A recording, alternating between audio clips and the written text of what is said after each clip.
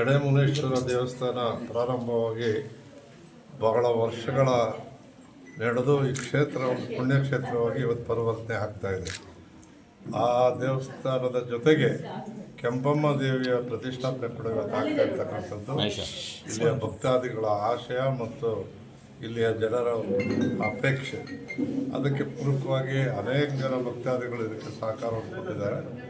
ಈ ಕಾರ್ಯಕ್ರಮಕ್ಕೆ ಬಹುತೇಕ ನನ್ನ ಆತ್ಮೀಯ ಗೆಳೆಯರಾದಂಥ ಶಿಕ್ಷಣ ತಜ್ಞರಾದಂಥ ಬಾಬೂರವರು, ವಾಸವಿ ಬಾಬೂರವರು ಹೆಚ್ಚು ಶ್ರಮವಹಿಸಿ ಈ ಕಾರ್ಯ ನಿರ್ವಹಿಸ್ತಾ ಇದ್ದಾರೆ. ಮೊದಲಿನಿಂದಲೂ ಈ ದೇವಸ್ಥಾನ ನಡೆಸ್ಕೊಳ್ಳುವಂಥ ರಂಗಸಮಣ್ಣ, ಮುನ್ಸಮಣ್ಣ, ಕೃಷ್ಣಪ್ಪ, ಕಿಟ್ಟಿ, ನಾಗರಾಜ ಮುಂತಾದ ಭಕ್ತರು ಅನೇಕ ಸಾರಿ ನನಗೆ ಕರೆಸಿದ್ದಾರೆ. ಅದರಲ್ಲೂ ಪ್ರಾರಂಭಿಕ ದಿನದಲ್ಲಿ ಇದು ಕಟ್ಟಡನೇ ಆಗಿರಲಿಲ್ಲ.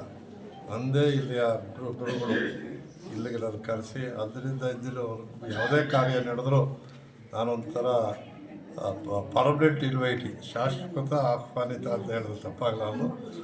ದೇವತಾ ಕಾರ್ಯ ಇರುವಂಥ ಸಂದರ್ಭದಲ್ಲಿ ಜನ ಇವತ್ತೆಲ್ಲ ಏನೇನೋ ಮಾತನಾಡ್ತಾರೆ, ಆದರೆ ಶಕ್ತಿ ಇದೆ, ದೇವರಿದೆ ಅನ್ನೋದು ಯಾರೂ ಇಲ್ಲ ಅನ್ನೋಕ್ಕಾಗಲ್ಲ.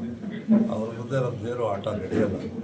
ಆದರೂ ಕೂಡ ಅಲ್ಲಿ ಬೂಟಾಟಗಳಾಗ್ಬೋದು. ಕೆಲವು ದೇವಸ್ಥಾನಗಳಲ್ಲಿ ಶಾಸ್ತ್ರ ಹೇಳ್ತೇವೆ, ಬೇರೆ ದೇವ್ರು ಬರುತ್ತೆ ಅಂತಾರೆ. ಅಂಥವುಗಳು ಮಾತ್ರ ನಾನು ನಂಬಲ್ಲ. ಅದನ್ನು ನಾನು ಪ್ರೋತ್ಸಾಹವನ್ನು ಕೊಡಲ್ಲ. ಯಾಕೆ ಅಂತ ಹೇಳಿದ್ರೆ ನೊಂದು ಬಂದಂಥ ಜನರಿಗೆ ಅವ್ರಿಗೆ ಶಾಂತನ ಹೇಳಬೇಕೆ ಹೊರತು ಅವರಲ್ಲಿ ವಿಶೇಷವಾದಂಥ ಭಯ ಮುಟ್ಟಿಸುವಂಥ ಕೆಲಸಗಳು ದೇವಸ್ಥಾನಗಳು ಮಾಡಬಾರ್ದು. ಅದನ್ನು ಮಾತ್ರ ನಾನು ಖಂಡಿಸ್ತೇನೆ. ಬಿಟ್ಟರೆ ದೇವತಾ ಕಾರ್ಯ ಯಾವತ್ತೂ ಕೂಡ ನಮಗೆ ನೆಮ್ಮದಿ ಕೊಡುತ್ತೆ. ದೇವಸ್ಥಾನಕ್ಕೆ ಬಂದಂಥ ಸಂದರ್ಭದಲ್ಲಿ ನಮ್ಮ ಯಾವುದೇ ಕಷ್ಟ ಕಾರ್ಪಣ್ಯ ಇದ್ದರೂ ಆ ಭಗವಂತ ಕೇಳ್ಕೊಳ್ಳೋದಲ್ಲದೆ ಕೊನೆಯದಾಗಿ ನಮಗೆ ಸಹಾಯ ಮಾಡಪ್ಪ ಅನ್ನೋದಲ್ಲದೆ ಸರ್ವೇ ಜನ ಸುಖಿನೋ ಭವಂತು ಅಂತ ಕೇಳ್ಕೊಳ್ಳೋದೇ ಮಾನವ ಧರ್ಮದ ಪ್ರತೀಕ ಅಂತ ಹೇಳಿ ತಮ್ಮೆಲ್ಲರಿಗೂ ವಂದನೆ ಮಾಡ್ತೀನಿ. ಸರ್, ಇವತ್ತು ನೂತನ ದೇವಾಲಯ ಉದ್ಘಾಟನೆಗೆ ಬಂದಿದ್ದೀರಾ, ಏನು ಹೇಳ್ತೀರಾ ಸರ್? ಇವತ್ತು ಆದಿಶಕ್ತಿ ಕೆಂಪಮ್ಮ ದೇವಿಯ ನೂತನ ವಿಗ್ರಹದ ಪ್ರತಿಷ್ಠಾಪನೆಯ ಕಾರ್ಯಕ್ರಮಕ್ಕೆ ಹುಮ್ಸಂದ್ರ ಮಠದ ಪರಮ ಪೂಜ್ಯರು ಮತ್ತು ನಮ್ಮ ಆರ್ಯವೈಶ್ಯ ಮಂಡಳಿ ಕಾರ್ಯದರ್ಶಿಗಳಾದಂಥ ಸನ್ಮಾನ್ಯ ಬಾಬಣ್ಣನವರು ಎಲ್ಲರೂ ಈ ಒಂದು ಕಾರ್ಯಕ್ರಮಕ್ಕೆ ಕರೆದಿದ್ದರು. ಇವತ್ತು ಭಾಳ ಸಂತೋಷದಿಂದ ಬಂದು ಇದನ್ನು ನಾವು ಕೂಡ ತಾಯಿಯ ದರ್ಶನವನ್ನು ಪಡೆದಿದ್ದೇವೆ.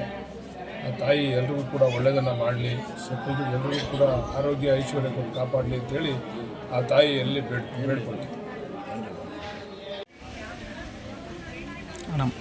ಇರೋ ಒಂದು ಸೆಕೆಂಡ್, ನಾನು ಹೋಗಿದ್ದೇನೆ. ನಿಮ್ಮ ಕ್ಯಾಮ್ರಾ ಎಲ್ಲಿ ಬರ್ತಾಯಿತ್ತು ನೋಡಲಿ ಕರೆಕ್ಟಾಗಿ. ಹಾಂ, ನೀವು ಲೋಗೋ ಮೇಲೆ ಇಟ್ಕೊಂಡ್ಬಿಟ್ರೆ ಏನು ಗೊತ್ತಾಗ್ತದೆ ಹೇಳು.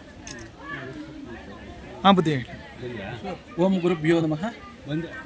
ಶುಭವಾದ ಈ ಸಂದರ್ಭದಲ್ಲಿ ಮಾಘ ಮಾಸದ ಈ ಒಂದು ಸಂದರ್ಭ ಬಹಳ ಅತ್ಯುತ್ತಮವಾಗಿರ್ತಕ್ಕಂಥದ್ದು.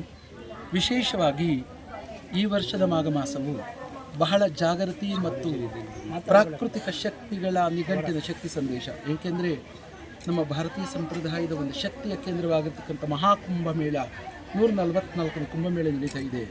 12 × 12 ಗುಣಿಸಿದಾಗ 144 ಆಗುತ್ತೆ.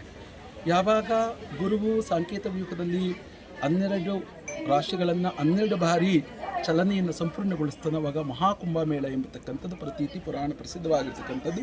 ಈ ಒಂದು ಮಾಘ ಮಾಸದ ಈ ಸುಸಂದರ್ಭದಲ್ಲಿ ನಮ್ಮ ನಾಡಪ್ರಭು ಕೆಂಪೇಗೌಡರ ಒಂದು ಕುಲದೇವತೆಯಾಗಿರ್ತಕ್ಕಂತಹ ಕೆಂಪಮ್ಮ ದೇವಿಯ ಈ ಒಂದು ಕ್ಷೇತ್ರದಲ್ಲಿ ಉತ್ತೀರ್ಣದ ಶಕ್ತಿಗಳ ಸಂದೇಶದಲ್ಲಿ ಉದ್ಘಾಟನೆಗೊಳ್ತಕ್ಕಂಥದ್ದು ಅಪೂರ್ವವಾಗಿರ್ತಕ್ಕಂಥ ಸಂಗೀತ. ಹಾಗಾಗಿ ಜಗತ್ತಿಗೆ ಒಳಿತಾಗಲಿ, ಒಳ್ಳೆ ಮಳೆ, ಬೆಳಕು ಮತ್ತು ಸಮೃದ್ಧಿ ಮತ್ತು ಎಲ್ಲ ಶಕ್ತಿಗಳ ಸಂದೇಶದ ಒಕ್ಕೂಟಗಳ ಪ್ರಾರಬ್ಧವು ಆ ತಾಯಿ ಕರುಣಿಸಲಿ ಎಂದು ನಾವು ನೀವೆಲ್ಲರೂ ಕೂಡ ಪ್ರಾಕೃತಿಕ ಮಾತೆಯಾಗಿರ್ತಕ್ಕಂಥ ಕೆಂಪಮ್ಮ ದೇವಿಯನ್ನು ಪ್ರಾರ್ಥಿಸುತ್ತೇವೆ. ಮಹಿಳೆಯರ ಒಂದು ಶಕ್ತಿ ಅಭೂತವಾಗಿರ್ತಕ್ಕಂಥದ್ದು. ಭೂಮಿ ಎಷ್ಟು ಅಭೂತ ಎಂತಕ್ಕಂಥಗಳು 84 ಲಕ್ಷ ಜೀವಕೋಟಿಗಳಿಗೆ ಅತ್ಯುನ್ನತದ ಶಕ್ತಿಯ ಒಂದು ಸಂಕೇತವಾಗಿದೆಯೋ, ಅದೇ ರೀತಿ ನಮ್ಮ ಮಹಿಳೆಯರು ಕೂಡ ಅವರದೇ ಆದಂತಹ ಶಿಕ್ಷಣ ಮತ್ತು ಸಮಾಜದ ಎಲ್ಲ ಚಿಂತನೆಗಳ ಆಗುವಾಗಿನ ಪ್ರಮುಖರಾಗಿರ್ತಾರೆ. ಜೊತೆಗೆ ಈ ಒಂದು ಅಹಿಂದ ವರ್ಗದವರು ಈಗಿನ ಕಾಲಘಟ್ಟದಲ್ಲಿ ಒಂದು ಶಿಕ್ಷಣದ ಒಂದು ಪ್ರಮುಖವಾಗಿರ್ತಕ್ಕಂತಹ ಶಕ್ತಿ ಕೇಂದ್ರವಾಗಿದ್ದಾಗ ಶಿಕ್ಷಣ ಒಂದು ಪ್ರಮುಖವಾಗಿದ್ದಂತಹ ಸಂದರ್ಭದಲ್ಲಿ ಸಮಾಜ ಮತ್ತು ಧಾರ್ಮಿಕ ಮತ್ತು ಎಲ್ಲ ಉನ್ನತವಾಗಿರ್ತಕ್ಕಂತಹ ಪ್ರಬುದ್ಧಶೀಲವು ಬೆಳಗುವುದಕ್ಕೆ, ಆರ್ಥಿಕವಾಗಿರ್ತಕ್ಕಂತಹ ಸುವ್ಯವಸ್ಥೆಯು ಜರುಗುವುದಕ್ಕೆ ಶಿಕ್ಷಣ ಬಹಳ ಪ್ರಮುಖವಾಗಿರ್ತಕ್ಕಂಥದ್ದು ಅಂತ ನಾವು ಈ ಶಿಕ್ಷಣವನ್ನು ಕೊಡಬೇಕಾಗುತ್ತೆ. ಮೊದಲನೇ ಗುರುವಾಗಿರ್ತಕ್ಕಂಥ ತಾಯಿಯಿಂದಲೇ ಗುರುವಿನ ಪ್ರಾರಂಭವಾಗಿ ಶಿಕ್ಷಣದ ಸಂದೇಶವಾದಾಗ ಪ್ರಭುಚಿನ್ನವಾಗಿರ್ತಕ್ಕಂತಹ ಮಾನವ ಕಲ್ಯಾಣಕ್ಕೆ ಜರುಗುವುದಕ್ಕೆ ಅವಕಾಶವಾಗಿರುತ್ತೆ. ಕಾರ್ಯಕ್ರಮದಲ್ಲಿ ಭಾಗವಹಿಸಿದ್ದಾರೆ. ಬುದ್ಧಿ ಸಮುದಾಯಕ್ಕೆ ಏನು ಸಂದೇಶ ಕೊಡ್ತೀರಿ? ಸಮುದಾಯವನ್ನೇ ಕೇಂದ್ರೀಕೃತವಾಗಿ ಈ ಧಾರ್ಮಿಕ ಸಮಾರಂಭಗಳಲ್ಲಿ ನಾವು ಉದ್ದೇಶಿಸಿ ಮಾತಾಡೋದು ಸ್ವಲ್ಪ ಅಸಮಂಜಸ ಅನ್ನಿಸ್ತದೆ. ಇಡೀ ಮಾನವ ಕುಲಕ್ಕೆ ಧರ್ಮ ಅಂತಕ್ಕಂಥದ್ದು ಇಡೀ ಮಾನವ ಕುಲಕ್ಕೆ ಅದು ಸಂಬಂಧಪಟ್ಟಂಥ ವಿಷಯ ಆಗಿರೋದ್ರಿಂದ ಬಸವಣ್ಣವ್ರು ಹೇಳಿದಂತೆ ಇವನಾರವನೆಂದೆನಿಸದಿರಯ್ಯ, ಇವನಮ್ಮವನೆಂದೆನಿಸಯ್ಯ, ಕೂಡಲ ಸಂಗಮ ದೇವ ನಿಮ್ಮ ಮನೆಯ ಮಗನೆಂದೆನಿಸಯ್ಯ ಅಂತ ಹೇಳ್ಬಿಟ್ಟು ಬಸವಣ್ಣರು ಹೇಳಿದ್ದಾರೆ. ಈ ಒಂದು ಧಾರ್ಮಿಕ ಕಾರ್ಯಕ್ರಮಕ್ಕೆ ಪಾವನ ಸಾನ್ನಿಧ್ಯವನ್ನು ಅನುಗ್ರಹಿಸಿದ್ದಾರೆ ನಮ್ಮ ಪರಮಪೂಜ್ಯ ಡಾಕ್ಟರ್ ಸಿದ್ದರಾಜ ಸ್ವಾಮಿಗಳು. ಹಾಗೂ ಸಾನ್ನಿಧ್ಯದಲ್ಲಿ ನಮ್ಮ ಶಿವಲಿಂಗ ಸ್ವಾಮಿಗಳು, ಈ ಒಂದು ಮಠದ ಪೀಠಾಧಿಪತಿಗಳು ಕೂಡ ಇದ್ದಾರೆ. ತಮ್ಮೆಲ್ಲರನ್ನೂ ಕೂಡ, ತಮ್ಮ ಎಲ್ಲ ಮಾಧ್ಯಮ ಮಿತ್ರರನ್ನು ನಾನು ಹಾರ್ದಿಕವಾಗಿ ಹೃತ್ಪೂರ್ವಕವಾಗಿ ನಾನು ಸ್ವಾಗತವನ್ನು ಮಾಡ್ತೀನಿ. ಇದೊಂದು ಅದ್ಭುತವಾಗಿರ್ತಕ್ಕಂಥ ಧಾರ್ಮಿಕ ಕಾರ್ಯಕ್ರಮ. ಬಹಳ ಕಷ್ಟಪಟ್ಟು ನಮ್ಮ ಶಿವಲಿಂಗ ಸ್ವಾಮೀಜಿಯವರು ಈ ತಮ್ಮ ತೋಟದಲ್ಲಿ ತಮಗೆ ಬಂದಿರತಕ್ಕಂಥ ಒಂದು 10 ಗುಂಟೆ ನೆಲದಲ್ಲೇ ಕೋಟ್ಯಾಂತರ ರೂಪಾಯಿ ಖರ್ಚು ಮಾಡಿ ಭಕ್ತಾದಿಗಳಿಂದ ಸಂಗ್ರಹಿಸಿ 10 ರೂಪಾಯಿಯನ್ನು ಸಂಗ್ರಹಿಸಿ ತುಂಬ ಕಷ್ಟಪಟ್ಟು ಈ ದೇವಸ್ಥಾನವನ್ನು ಕಟ್ಟಿ ಪ್ರತಿನಿತ್ಯವೂ ಕೂಡ 2 ಬಾರಿ ಪೂಜೆ ನಡಿಬೇಕು, ಇಲ್ಲಿ ಅಭಿಷೇಕ ನಡಿಬೇಕು, ಇಲ್ಲಿಗೆ ಬರ್ತಕ್ಕಂಥ ಭಕ್ತಾದಿಗಳಿಗೆ ಅನ್ನದಾಸೋಹ ನಡಿಬೇಕು ಅಂತಕ್ಕಂಥ ಒಂದು ಸತ್ಸಂಕಲ್ಪವನ್ನು ಮಾಡಿ ಬಹಳ ತಪಸ್ವಿಗಳಾಗಿ ಅವರು ಕಾರ್ಯವನ್ನು ಮಾಡ್ತಾ ಇದ್ದಾರೆ. ಈ ಕ್ಷೇತ್ರ ಅವರ ಒಂದು ಮುಂದಾಳತ್ವದಲ್ಲಿ ಅವರ ತಪಸ್ಸಿನಿಂದ ಉತ್ತರೋತ್ತರವಾಗಿ ಅಭಿವೃದ್ಧಿಯನ್ನು ಹೊಂದಬೇಕು ಅಂತ ನಾನು ಇಚ್ಛೆಪಡ್ತೀನಿ. ಇನ್ನು ಮನುಕುಲಕ್ಕೆ ತಾವು ಹೇಳಿದಂತೆ, ನಮ್ಮ ಮಾಧ್ಯಮ ಮಿತ್ರರು ಹೇಳಿದಂತೆ, ಮನುಕುಲಕ್ಕೆ ಈ ಧರ್ಮ ಅಂತಕ್ಕಂಥದ್ದು ಅತ್ಯಂತ ಅವಶ್ಯವಾಗಿ ಬೇಕೇ ಬೇಕು. ಇದು ಧ್ರುಧಾರಯತಿ ಇತಿ ಧರ್ಮ. ಯಾವುದು ನಮ್ಮನ್ನು ಅಸತ್ಯದಿಂದ ಸತ್ಯದ ಕಡೆಗೆ, ನೀತಿಯಿಂದ ಅನೀತಿಯಿಂದ ನೀತಿಯ ಕಡೆಗೆ, ಅಧರ್ಮದಿಂದ ಧರ್ಮದ ಕಡೆಗೆ ಎತ್ತಿ ಹಿಡಿಯೋದು ಧರ್ಮ ಅಂತ ಕರೀಬೇಕಂತ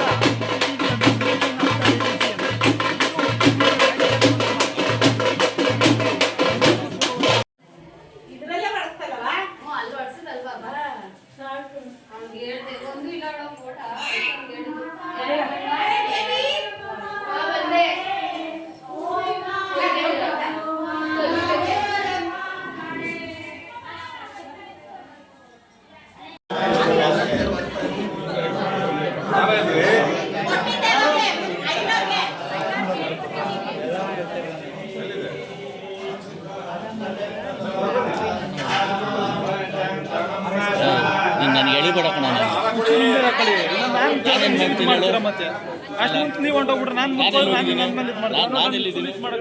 ನಾನೆಲ್ಲಿದ್ದೀನಿ ಹೇಳು, ನಾನೆಲ್ಲಿದ್ದೀನಿ, ನೀನೆಲ್ಲಿದ್ದೀಯ ಹೇಳು.